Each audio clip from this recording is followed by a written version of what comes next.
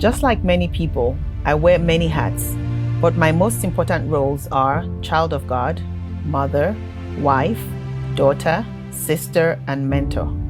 Through these roles, I discovered my life's work of being an advocate for mental health. Join me on the new platform, DR.TADE Talks, as we destigmatize mental health in our community.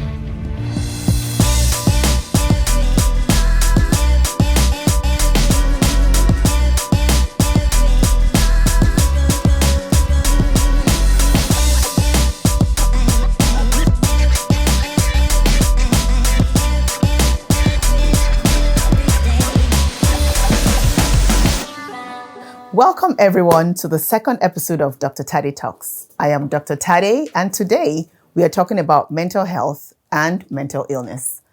Often we hear mental illness and mental health used interchangeably. However, each term has its own definition. It is important for us as a community that desires to destigmatize mental health issues that we know the proper definition of each term. Let us start with mental health. What is mental health? Mental health includes our emotional, psychological, social, and spiritual well-being. It affects how we think, feel, and act. It determines how we handle stress, how we relate to others, and the choices we make in life. According to the World Health Organization, our mental health is just as important as our physical health. Mental health is about mental wellness. We all have mental health. On the other hand, when a person is diagnosed with a mental disorder, we can say they have a mental illness. Now, let us look at mental illness. What is mental illness? According to the CDC, the Center for Disease Control, mental illness, also known as mental disorders, are conditions that affect a person's thinking, feeling, mood, and behavior. These conditions include clinical depression, anxiety disorder, bipolar disorder, and schizophrenia, to name a few. Some conditions may be occasional or long-lasting and may affect someone's ability to relate to others and daily functioning. When a person is experiencing symptoms that causes a dysfunction in their lives, causes distress to them and those around them, when we can label it as a disorder and a disability, then we can say the person has a mental illness. So to sum it up, mental health is a state of our well-being, and mental illness is a lack of mental or psychological well-being. The two most common mental health issues and mental illnesses are depression and anxiety. The World Health Organization found that worldwide, more than 300 million people suffer from depression, the leading cause of disability, and more than 260 million are living with anxiety disorders. Among these people, some suffer from both depression and anxiety. How do we define depression? Depression has three clinical syndromes. The affective, which affects how we feel when we feel sad, irritable, moody, unmotivated, and a loss of interest in activities that we used to enjoy. The cognitive syndrome affects how we think and our self-esteem. It affects our outlook to life and the future. An example is negative thoughts. When we think less of ourselves, when we think we're not good enough, we're not smart, or we're not pretty enough. Cognitive syndromes also include feelings of worthlessness, hopelessness, recurring thoughts of death, suicide ideation, and sometimes suicide attempt. Now, the physiological syndrome is a third syndrome of depression. The physiological syndrome includes how our body responds, whether you're sleeping too much or you're not sleeping enough, not having enough energy, fatigue, decreased appetite, increased appetite, when you eat too much or you're not eating enough, significant weight gain or weight loss, and also low sex drive. Depression can also be caused by grief, loss of a job, divorce, or a turbulent relationship. It can be caused by prolonged health crisis or substance abuse. Depression could also be a normal response to aging, especially when there is declining health, memory loss, or dissatisfaction and unmet expectations in life. Bullying in different settings may also be a cause of depression. For example, children being bullied in school or adults being bullied on the job. In recent years, bullying on social media or cyberbullying has also been a cause of depression for all age groups. Now, let's talk about anxiety. Anxiety is your body's natural response to stress. It is a feeling of fear or apprehension about what is to come. Some of the issues that can cause anxiety can be the same or similar to depression. As I mentioned, chronic illness, job loss, turbulent relationships, family issues, along with world events, as well as acts of violence.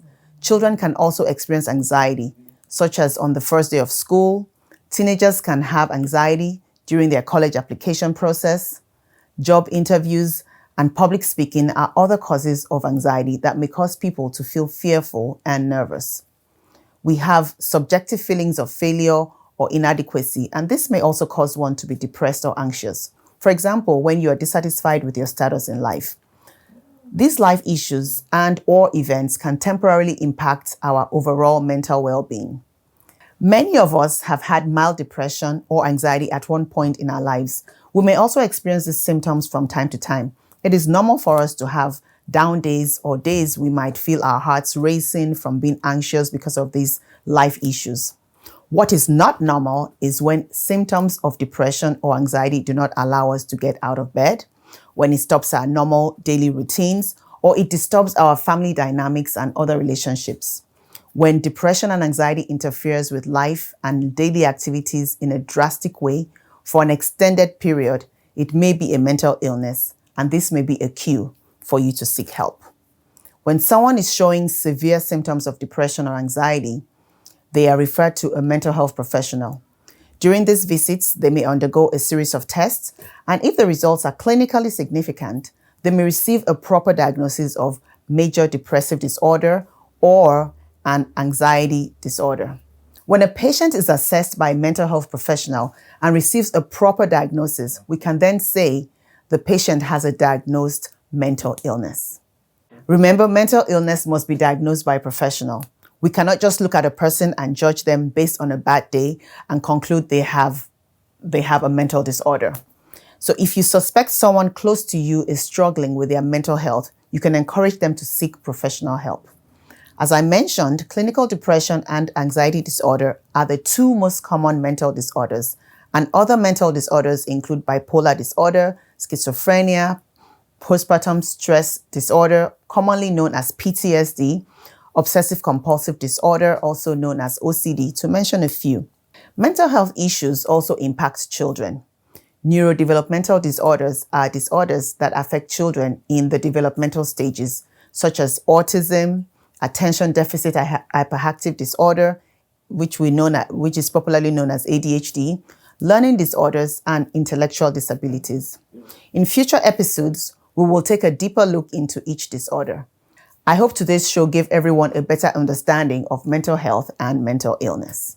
If you have any questions or comments, please feel free to comment below or message us privately on any of our other social media pages. You can find us on Facebook, Instagram, and Twitter.